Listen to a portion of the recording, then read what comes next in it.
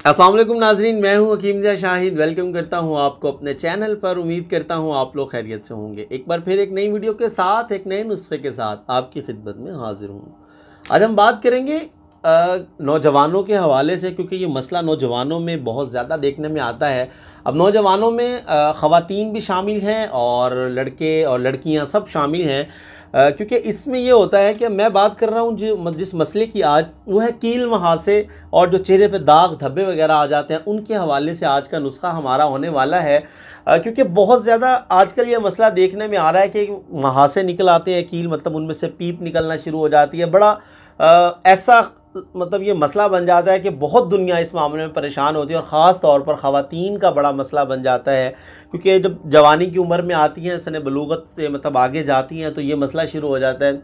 और फिर उन दिनों में उनकी अज़वाजी ज़िंदगी को बड़ा मसला हो जाता है, क्योंकि शादियों में बड़ा इशू आना शुरू हो जाता है। तो आजकल तो मतलब ये चीज़ें बहुत ज़्यादा इफ़ेक्ट करती हैं। लोग इन चीज़ों को बहुत गौर से और अच्छे तरीके से वॉच करते हैं, देखते हैं, वरना लड़कियों के रिश्ते ख़राब हो जाते हैं। बहरहाल ये सारे अलामात हमारे मुआशरे में पाई जाती हैं। खैर, आज हम सिर्फ इस बीमारी के हवाले से बात कर रहे हैं, तो अगर थोड़ा सा हम इसका तारुफ़ करेंगे कि इसके असबाब क्या होते हैं और इसकी अलामात क्या होती हैं। अगर हम असबाब में बात कर लें, तो नंबर 1 पे अगर आपका स्टोमिक सही तरह से वर्क नहीं कर रहा, बदहज़मी का आप लोग शिकार हैं, तो आपको ये मर्ज़ देखने में आ जाता है। इसके अलावा कब्ज़ के अंदर ये मसला बहुत ज़्यादा देखने में आता है, और या फिर आप बाज़ारी चीज़ें ज़्यादा इस्तेमाल करते हैं, मुरगन ग़िज़ाओं का ज़्यादा इस्तेमाल करते हैं, ऑयली चीज़ें ज़्यादा इस्तेमाल करते हैं, नाश्ते में आपसे पराठा नहीं छूटता, वो आपने खाना ही खाना है, या फिर आप मतलब बाज़ार से पिज़्ज़ा बर्गर शवारमा आप लोगों ने खाना है, वो भी नहीं आपसे छूट रहा, तो आपके साथ ये मसला देखने में आ सकता है। इसके अलावा अगर मसाम जो होते हैं वो अगर खुले हों ज़्यादा, मतलब अक्सर लोगों के मसाम जो है थोड़े से ज़्यादा खुले हो जाते हैं, उस वजह से भी ये मसला देखने में आ जाता है। इसके अलावा अगर हम बात कर लें, तो सने बलूगत के बाद हार्मोन्स का ख़राब हो जाना भी इस मसले का सबब बन जाता है। और ख़वातीन में अगर हम बात कर लें, तो हैज़ की जो ख़राबी है, मतलब अयाम का आगे पीछे हो जाना, ये उसकी ख़ास वजह बन सकता है। या खून में ख़राबी होना, ये भी इसकी असबाब में आ जाता है। अगर अलामात की बात कर लें, तो जैसे खशखाश का दाना होता है बिल्कुल बारीक, और फिर मटर का दाना यहाँ से स्टार्ट होता है। मतलब खशखाश के दाने जितने भी लोगों के चेहरे पर बनते हैं, और फिर मतलब मटर के दाने जितने भी बड़े बड़े भी लोगों के मतलब बड़े बड़े दाने जो है वो चेहरे पे बन जाते हैं। अब उनको जब दबाएं तो अंदर से पीप की तरह का मवाद निकलता है, और जब वो दाना ख़त्म होता है, मतलब वहाँ से ठीक होता है, तो वहाँ पे गड़ा पड़ जाता है, और फिर काले रंग का एक निशान बन जाता है। मतलब दाग धब्बे ये सब चीज़ें आ जाती हैं इसके अंदर, और चेहरा इतना बदनुमा सा हो जाता है। अल्लाह माफ़ करे, अल्लाह माफ़ करे, नहीं कहना चाहिए ऐसे, लेकिन अगर हम लोग परहेज़ नहीं करेंगे, मेरा बताने का आप लोगों को मकसद ये होता है कि इलाज दवा उस टाइम काम करती है जब आप लोग परहेज़ भी साथ करें। अगर आप लोगों ने परहेज़ नहीं करना, और अगर आप चाह रहे हैं कि नुस्खा मैं इस्तेमाल करूँ और ये ठीक हो जाए, तो ऐसा मुश्किल है, ऐसा नहीं होगा। हाँ, अगर वक्ती तौर पे आपको फ़ायदा मिल भी जाएगा, तो बाद में फिर वैसा ही हो जाएगा। तो लिहाजा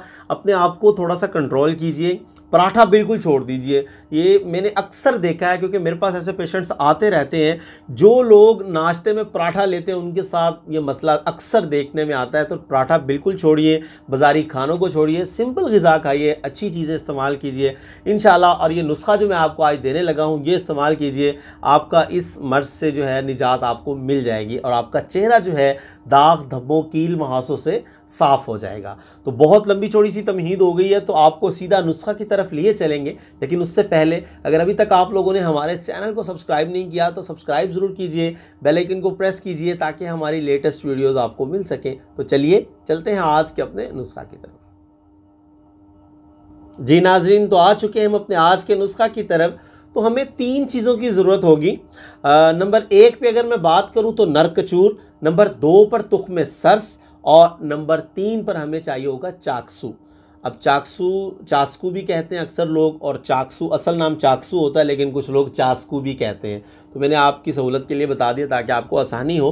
तो अगर वज़न की हम बात कर लें, तो आपकी सहूलत के लिए स्क्रीन पर लिखा भी मिल जाएगा आपको। ये तीनों चीज़ें हम वज़न चाहिए। नर कचूर 50 ग्राम ले लीजिए, तुख्म सरस 50 ग्राम ले लीजिए, और चाकसू जो है ये भी 50 ग्राम ले लीजिए। अब ये नर कचूर और चाकसू ये तो आपको बिल्कुल ठीक मिल जाएंगे। तुख्म सरस में जब भी आपने लेना है, तो एक बात काबिल गौर होती है कि तुख्म सर्स को कीड़ा लग जाता है और इसके अंदर वो सुराख करके अंदर से जो है इसका सारा खा जाता है, और लेकिन ऊपर से जो इसका मतलब हॉल होता है वो बिल्कुल ठीक होता है। अब पंसारी क्या करते हैं कि जब वो मंगवाते हैं तो उनका अगर कीड़ा लग भी जाए तो उन्हें इससे कोई सरोकार नहीं होता। जब आप लेने जाएंगे उन्होंने आपको तोल के दे देना है। तो आपने वहाँ से ख़रीद करना है जहाँ से तुख्म सर्स आपको बिल्कुल सही मिले, जिसमें सुराख ना हो, मतलब उसको कीड़ा खा ना गया हो, वरना फ़ायदा नहीं होगा। तो आपने तुख्म सर्स अच्छे तरीके से देख के ले लेना, बाकी चीज़ें भी अच्छे तरीके से देख के लीजिए, लेकिन उनमें कोई मसला नहीं है, वो आपको आसानी से और बिल्कुल सही चीज़ें मिल जाएंगी। अब ये तीनों चीज़ें आपने 50-50 ग्राम ले लेनी है, इनको आपने पीस लेना है और आपकी दवा जो है वो तैयार हो जाएगी। अब ये आपने जो है 0 नंबर 00 नंबर के कैप्सूल आपने इसके फिल कर लेने हैं, मतलब 1 ग्राम वाला जो कैप्सूल होता है आपको पंसारी से मिल जाएगा, उसको 00 नंबर कहते हैं। तो आपने वो इसके फिल कर लेने हैं और दिन में 2 वक्त इस्तेमाल करने हैं, सुबह और शाम। खाना खाने के आधा या पौना घंटा बाद ताज़ा पानी के साथ आपने इनको इस्तेमाल करना है। और इस दौरान जब आप ये दवा इस्तेमाल कर रहे होंगे, चिकनाई से बिल्कुल परहेज़ है, बादी चीज़ों से बिल्कुल परहेज़ करना है, और अगर दूध इस्तेमाल करना है तो मलाई जो है उसको साइड पे करके उतार के इस्तेमाल करना है। अगर आप सालन खा रहे हैं, अगर उसमें तरी है तो उसको साइड पे कर दीजिए और इस्तेमाल कीजिए।